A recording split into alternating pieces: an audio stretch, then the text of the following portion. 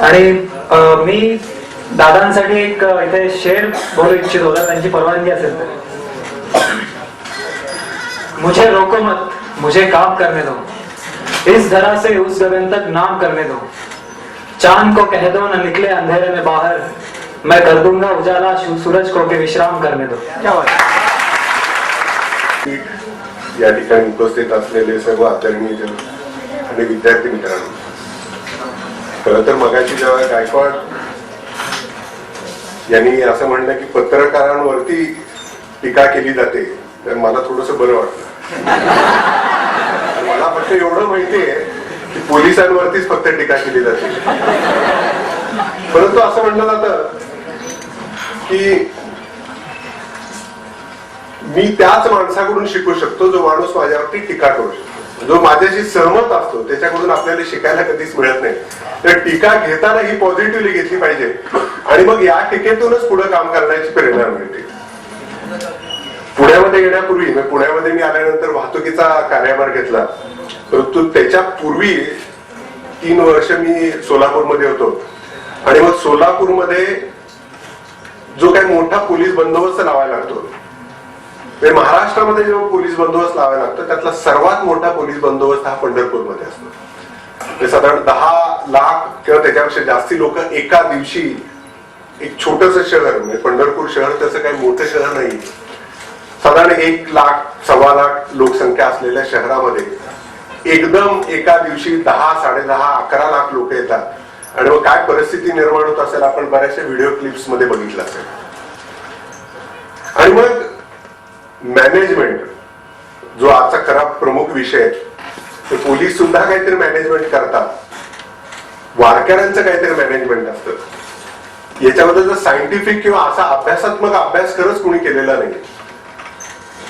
म्हणजे ज्या वेळेला मुंबईतल्या डबेवाल्यांचा जेव्हा अभ्यास केला गेला तेव्हा असं लक्षात आलं की ही सगळ्यात इफिशियंट मॅनेजमेंटची सिस्टीम आहे, परंतु वारीच्या संदर्भातला त्या दृष्टिकोनातून जर सायंटिफिकली खरंच अभ्यास केला गेला तर हे निश्चित सांगता येईल की ज्या पद्धतीची मॅनेजमेंट या ठिकाणी वापरली जाते, हे मॅनेजमेंट फक्त पोलीस यांच्यापुरती मर्यादित न राहता मीडियाचं त्यांनी सांगितलं की एका ठिकाणावरून दुसऱ्या ठिकाणी कव्हर करत जाणं हे खरं तर खूप अवघड काम आहे आणि प्रत्येक ठिकाणी जाऊन तिथला फीड मेन कंट्रोल रूमला पोहोचवणं, मेन कंट्रोल रूम वरून वेळेमध्ये सगळ्यांना प्रसारित करणं आणि मग त्याच्यातली कॉम्पिटिशन की आपण जर उशिरा प्रसारित केले एखादी न्यूज किंवा एखादं त्या ठिकाणचं प्रसारण तर मग बाकीच्यांनी केलं तर आपण मागे राहू नये या संदर्भातली जी कॉम्पिटिशन चालू असतील ते असेल, किंवा वारकऱ्यांच्या बाबतीतलं जे काही नियोजन असेल की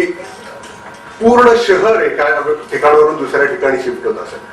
आपण लक्षात घ्या, साधारण 4-5 लाख लोक म्हणजे एक मोठं शहर होऊ शकतं। हे शहर रोज एका ठिकाणावरून उठून दुसऱ्या ठिकाणी जात असतं आणि दुसऱ्या ठिकाणावरून पुन्हा दुसऱ्या उठून तिसऱ्या ठिकाणी जात असतं। आणि मग या सगळ्यांच्या बरोबर गेल्या अनेक वर्षापासून जी वारी चालू आहे याच्यामध्ये होणारे बदल, या बदलाबद्दलही मगाशी आपण चर्चा केली की हे होणारे बदल जे आहेत, ज्या बदलांमध्ये पूर्वी बैलगाड्यावरून जाणारे लोक आता मोठ्या प्रमाणावरती ट्रान्सपोर्टसाठी लोक चालत जातात, परंतु त्यांना लागणारे जे साधन सामुग्री असतील की ट्रक्सच्या माध्यमातून, गाड्यांच्या माध्यमातून एका ठिकाणावरून दुसऱ्या ठिकाणी जावे लागते। अरे लोक आहेत ज्याच्यामध्ये जिल्हा प्रशासन असेल, कारण प्रत्येक ठिकाणी वारी जाण्यापूर्वी त्या ठिकाणी रॉकेलचा पुरवठा असेल, त्या ठिकाणी दुधाचा पुरवठा असेल, त्या ठिकाणी इतर जे काही इसेन्शियल कमोडिटीज, आजकाल रॉकेलच्या ऐवजी किंवा लाकडाच्या ऐवजी गॅस प्रत्येक ठिकाणी पोहोचवायला लागतो आणि ही सगळी वाहनं ही जर एका ठिकाणावरून दुसऱ्या ठिकाणी जर नाही गेली तर मग मोठा एक अडचण निर्माण होऊ शकते आणि यासाठी मग एक खूप दिवसाचा आम्हाला संपर्क लोकांच्या मध्ये साधावा लागतो, प्लॅनिंग मोठ्या प्रमाणावरती करावं लागतं। आणि मग खरी कसरत चालू होती ती ज्या वेळेला वारी शिफ्ट व्हायला, म्हणजे वाळंदी किंवा देहूवरून निघाल्यानंतर जी सुरुवात होती त्यावेळेला एक मोठी कसरत करावी लागते। खर तर पोलिसांचा बंदोबस्तातला जो सर्व भाग आहे, म्हणजे बाकी पोलीस स्टेशनचा ज्याला आपण लॉ अँड ऑर्डर, कायदा सुव्यवस्थेसाठी जो बंदोबस्त असतो याच्यामध्ये खूप कमी ताण तसा पोलिसांवरती पडतो, कारण वारकऱ्यांना कधी सांगावं लागत नाही की थांबा, पुढे जावा, एका शिस्तीत जावा, रांगेमध्ये जावा. ही सगळी कामं वारकरी आपले आपले करत असतात. वारकऱ्यांना कधी सांगायला लागत नाही की तुमच्यामध्ये कोणी चोर आहे का, तर चोर पकडा, या गोष्टी सांगायला लागत नाही. वारकऱ्यांमध्ये कायदा सुव्यवस्था प्रश्न निर्माण होईल. मला तर आठवत नाही, गेले अनेक वर्ष वारी एका ठिकाणाहून दुसऱ्या ठिकाणी जातील आणि मग ज्या वेळेला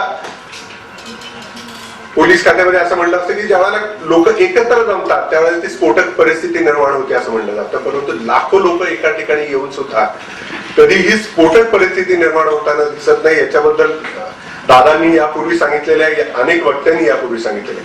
त्यामुळे सर्व जी जबाबदारी पडते ती वाहतूक शाखेवरती जबाबदारी पडते. आणि मग वाहतूक शाखेला सकाळी वारीची सुरुवात झाल्यानंतर ठिकाणी, कारण वारी जशी पुढे जात जाते, मुक्कामाच्या ठिकाणावर लोक उठून जसे पुढे जायला लागतात, तसं त्या ठिकाणी असणारे तंबू असतील, त्या ठिकाणी असणारे साहित्य असेल, त्या ठिकाणी असणारे त्यांच्या गॅसचे शेगड्या असतील, गॅसचे सिलेंडर्स असतील, या सर्व ट्रक्स मध्ये भरल्या जातात. आणि मग ते पुढच्या नाश्त्याच्या ठिकाणी असेल, जेवणाच्या ठिकाणी असेल, ते मुक्कामाच्या ठिकाणी, हे टप्प्याटप्प्याने ट्रक्स पुढे जात असतात.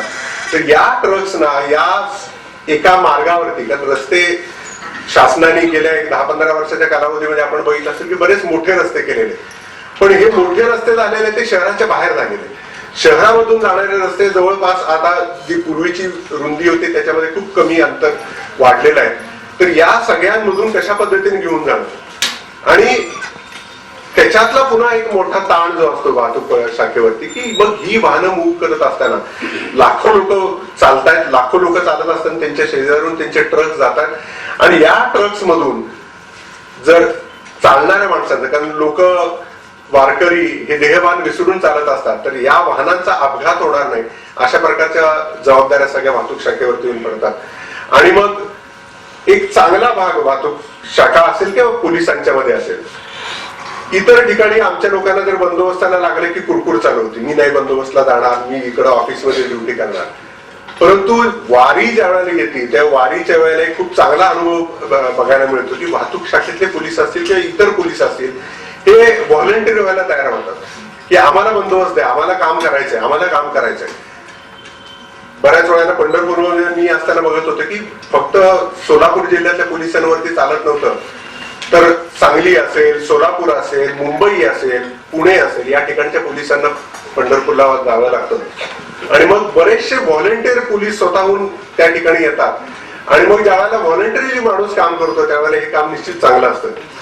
आणि मग मी मगाशी आपल्याला सांगत होतो की कशा पद्धतीने वारी पुढे जाते, त्याबरोबर त्या वाहनांना वाट करून देणे असतं, आणि हे मग बराच वेळ चालणारं काम असतं. आणि मग त्याच्या बरोबर जशी वारी पुढे जाईल तसा तो बंदोबस्त हळूहळू पुढे निघत राहतो. आणि मग या सगळ्या वाहनांना त्यांच्या ठिकाणावरती पोहोचवणं, पुन्हा तिथून त्यांना बाहेर आणि त्यांना पुन्हा पुढच्या मुक्कामाच्या ठिकाणी पोहोचवणं, याचे मार्ग प्लॅन करणं, या वेगवेगळ्या ठिकाणी पोहोचवणं, ही सगळी कामं मग या दिवसामध्ये आम्हाला करावी लागतात. त्याचबरोबर सगळ्यात महत्वाचा जो भाग असतो की वारी ज्या वेळेला चालते तेव्हा आपल्याला माहिती असेल की वाहनं नसतात, शहरातली पूर्ण वाहतूक बंद होते.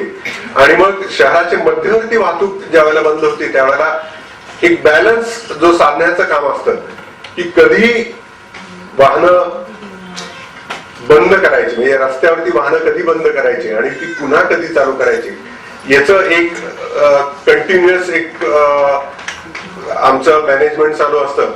आणि मग जसे जशी वारी पुढे जाईल, किती लोक आहेत, किती लोकांची गर्दी कमी होते, आणि किती गर्दी कमी झाल्यानंतर आता वाहनं सोडायला पाहिजे, या सर्व प्रकारचं नियोजन हे केलं जातं. आणि असं नाहीये की याच्यामध्ये सुधारणा होत नाही. पूर्वीच्या काळामध्ये वाहनं नव्हती, आता वाहनं वाढत चाललेली आहे, पुढच्या काळामध्ये आणखीन वाहनं वाढणार आहेत. त्याच्यामुळे ही जबाबदारी प्रत्येक वर्षी वाढत जाते. ही जबाबदारी पार पाडण्यासाठी आम्हाला नागरिकांचं सहकार्य मिळतं, वारकऱ्यांचं सहकार्य मिळतं. मगाशी सांगितलं पवार साहेबांनी, दादांनी, की पुढे सरकणाऱ्या माणसाला काही वेळाला नियोजन करत असताना माऊली किंवा त्यांचं कुणाचं नाव जरी माहिती नसलं तरी त्यांना जर त्या ठिकाणी सांगितलं की या ठिकाणी वारी थांबवली पाहिजे, या ठिकाणावरून आम्हाला काही वाहनं पास करून द्यायचे, काही लोकांना पास करून द्यायचे, तर हे सगळं सहकार्य वारीतल्या लोकांच्याकडनं आम्हाला होतं. आणि त्या त्यामुळं हा जो अतिशय अवघड असणारा जो जबाबदारी आमच्यावरती पडते ती अतिशय चांगल्या पद्धतीने आम्हाला पार पाडता येते. या ठिकाणी मी आणखीन जास्ती सांगणार नाहीये. थोड्या वेळाने मला वाटतं इंटरॅक्टिव्ह सेशनही होणार आहे. आपल्या मनामध्ये ज्या काही शंका असतील त्या आपण विचारणार आहे, त्याच्यामधून मी उत्तर देण्याचा प्रयत्न करीन. परंतु वारीच्या व्यवस्थापनामध्ये पोलीस आणि वाहतूक पोलीस एक महत्वाचा घटक आहे असं आपण मान्य केलं आणि आम्हाला या ठिकाणी निमंत्रित केलं. याच्याबद्दल आपल्या सर्व आभार मानतो आणि माझे 2 शब्द